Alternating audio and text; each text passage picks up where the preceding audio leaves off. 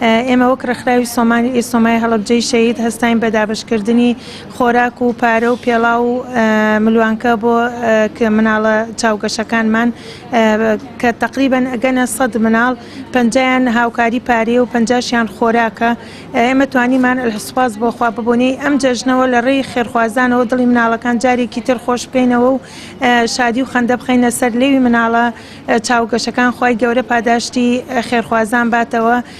لە ڕۆژی یادی ڕێکخراوی ئێمە توانیمان چالاکیەکە پەخش بکەین بۆ ئەوەی ڕێکخراوی خوشکان بوو توانی سۆمای چاواندا بمەزرێنێت و ببێتە لانکەیەک بۆ هەتیوان و بێنەوایان و دایکە بێوەژنەکانمان.